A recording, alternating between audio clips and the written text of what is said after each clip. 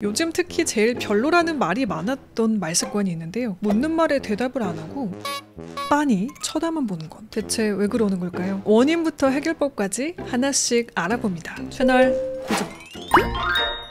히렌츠입니다. 일상생활을 하다 보면 그럴 때 있지 않나요? 이 상황 나만 예민해? 이 말투 나만 기분 나빠? 콕 집어서 따져묻기엔 애매하지만 그렇다고 괜찮다고 넘어가기에도 애매한 그런 상황들이에요. 이런 고민들을 해결하기 위해 준비한 새 코너, 나만 예민해? 네, 첫 번째 주제는 젠지 스테어입니다. 젠지 스테어, 요즘 핫한 주제로 떠오르고 있죠. 젠지 스테어는 이 젠지 세대와 응시하다라는 단어를 합친 합성어입니다. 이 Z세대 특유의 응시 방식이라고 해석할 수 있는데요. 카페에서 손님이 묻는 말에 아무런 대답 없이 빤히 쳐다보고 있는 외국 알바생의 모습. 질문을 했으니 당연히 대답이 돌아오겠지 라고 생각했는데 무응답이 돌아오는 이 민망한 상황. 이 상황을 요즘 젠지 스테어라고 부릅니다. 히릿들도 일상에서 이런 리액션을 하시는 분 만나보신 적 있나요? 이거 정말 만난 적 있어? 온라인상의 밈 아니야? 이런 말들이 있기도 합니다. 사실 저 역시 딱 한 번 이런 알바생분을 만난 적이 있기는 한데요. 우리나라뿐만 아니라 다른 나라에서도 공감의 댓글이 높아지는 걸 보면 새롭게 떠오르는 현상은 맞는 듯합니다. 근데 그렇다면 왜 이렇게 묻는 말에 대답하지 않는 젊은 세대가 많아진 걸까요? 댓글 반응 한번 살펴보겠습니다. 사회성의 결여, 사람을 직접 대면하는 것에 대한 어려움, 낯선 경험 자체를 꺼리는 회피 성향, 타인을 NPC 취급하는 것, 이렇게 다양한 의견들이 많았는데요. 실제로 겪은 적이 있다는 댓글도 많았습니다. 젠지 스테어에 관련된 영상 반응이 이렇게까지 폭발적이라니까 정말 놀랐는데요. 영상의 조회수는 100만이 넘었고요. 댓글은 거의 7천여 개가 달렸습니다. 그렇다면 젠지들은 왜 이런 행동을 하는 걸까요?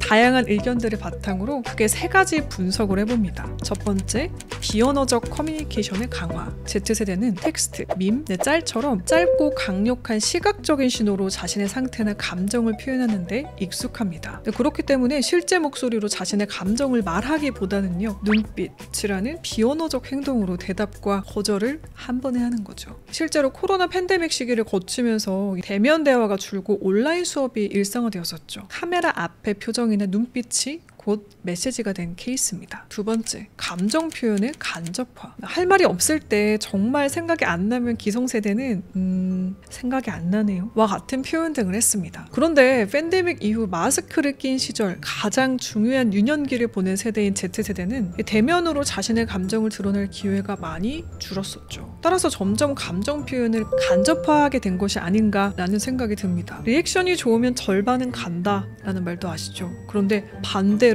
리액션이 없고 기계적인 사람을 보면 AI인가? 로봇인가? 라는 말들을 많이 합니다. 기성세대가 보는 Z세대가 딱 그런 게 아닐까요? 이런 현상을 심리학적인 관점으로 본다면 이 심리적 방어 기제로도 볼 수 있습니다. 내가 직설적으로 반응했다가 상처받거나 혹은 공격받으면 어떡하지? 라는 내면의 두려움이 내포된 반응일 수 있는 것이죠. 실제로 에릭슨의 발달 이론에 따르면 청소년기는 정체성 대 역할 혼란 단계라고 정의했습니다. 자기 정체성이 아직 확립되지 않으니 외부의 평가나 타인의 시선을 의식하며 방어적으로 굴기가 쉬운 거죠. 그리고 아직 자존감이 완전히 안정되지 않았기 때문에 작은 비판이나 거절에도 크게 흔들릴 수 있습니다. 이를 막기 위해 자기 표현을 줄이고 무표정이나 침묵 같은 방어 전략을 선택하는 거죠. 다시 생각해보면 젠지 스테어가 공격성의 발현으로 멍하니 쳐다보는 게 아니라 두려움 혹은 자기 방어로 인한 버퍼링이 걸린 거라면 조금은 이해가 되지 않나요? 세 번째, 주체성과 관계 사이의 충돌. Z세대는 주체성과 독립성을 배우며 자란 세대입니다. 나라는 존재의 감정과 의견을 지켜내려는 태도가 뚜렷해요. 그런데 사회에 나오면 누군가의 후배가 되기도 하고 누군가의 직원이 되기도 하죠. 하지만 이들은 아직 상하 관계라는 틀 안에서 자신이 약자가 되었을 때 어떤 스탠스를 보여야 하는지 알지 못합니다. 그렇기 때문에 죄송합니다, 다시 하겠습니다 라는 간단한 말도요, 내가 해야 되는 말인가? 필요한 말인가? 판단하기가 어려운 거죠. 심리학적인 관점으로 본다면 자기 효능감과 사회적 효능감의 밸런스 파괴라고도 볼 수가 있습니다. 사회학습 이론을 창시한 캐나다의 심리학자 알버트 반두라는요, 이런 지점이 스스로의 주체성을 지키려는 시도이면서도 동시에 관계 맺기에 미숙함이 드러나는 지점이라고 보기도 했습니다. 자, 여기까지만 본다면 젠지 스테어 정말 큰일이죠. 하지만 모든 일에는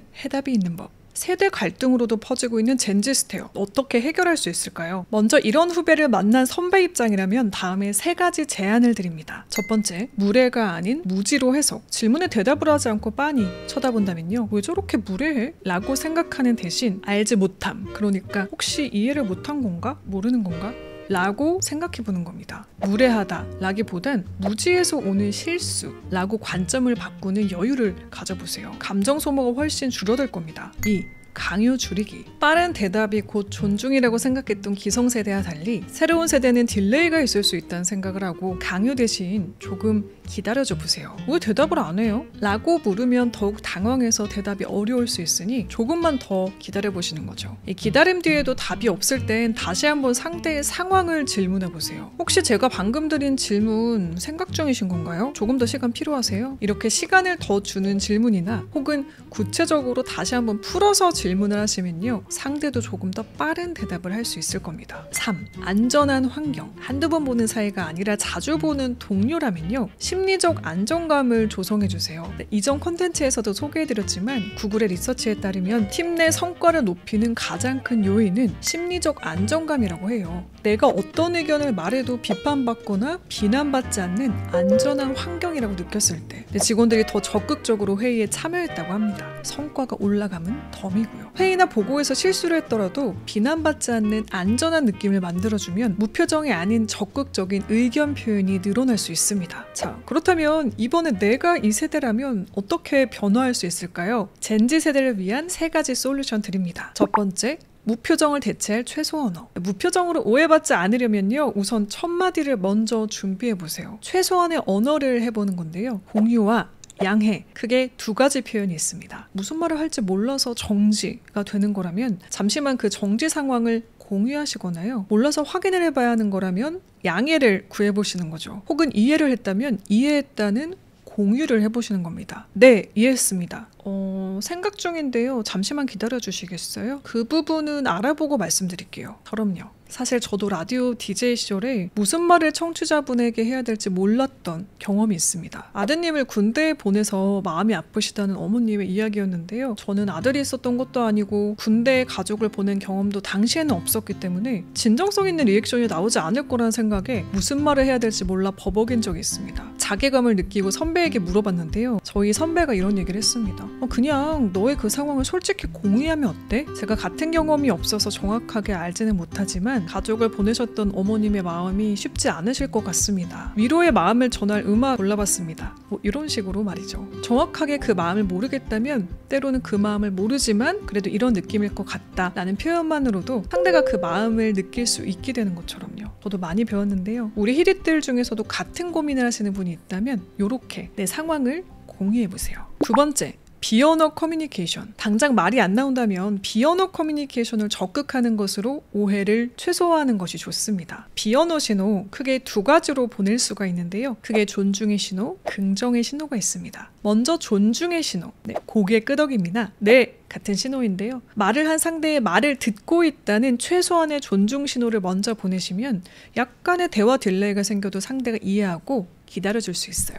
또 부정적인 시그널로 느껴질 수 있는 비언어, 인상 쓰기, 빤히 쳐다보기가 아닌 상대의 말에 대한 긍정의 신호를 보내세요. 마냥 긍정이 아닌 말을 이해했다, 알아들었다 라는 긍정 신호입니다. 살짝의 미소와 함께 시선을 바꿔보시는 것처럼요. 생각할 땐 보통 시선이 옆으로 향하잖아요. 무표정 대신 감정 표현을 드러내는 것으로 조금씩 시작해보세요. 3번째, 회피 대신 주도적 언어 선택. 무표정이나 무응답은 상대로 하여금 회피의 언어로 받아들여질 수 있습니다. 나를 보호하면서도 메시지를 명확히 전하는 방법을 배운다 라고 생각해보세요. 조금씩 표현을 하면서 상황을 주도하는 연습을 하시면 처음엔 어려워도 자기 효능감이 생기면서 조금씩 나만의 언어들이 생겨날 겁니다. 제일 먼저 할 수 있는 간단한 언어, 표정으로 시작해보세요. 사실 요즘 애들 대 기성세대로 새로운 세대의 행동 양식에 대한 담론이 형성되는 경우가 많은데요, 언론이나 콘텐츠에서 세대 간 갈등으로만 비추는 것에 저는 살짝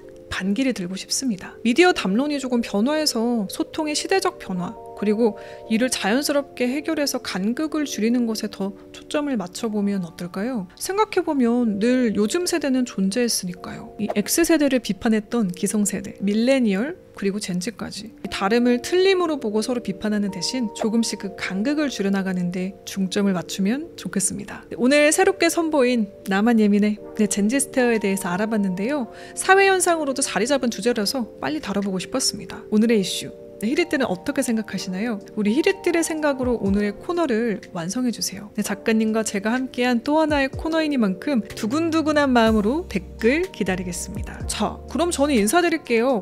오늘도 채널 고정해주신 히릿, 내일도 최고글만 걸으세요. 안녕. 뿅.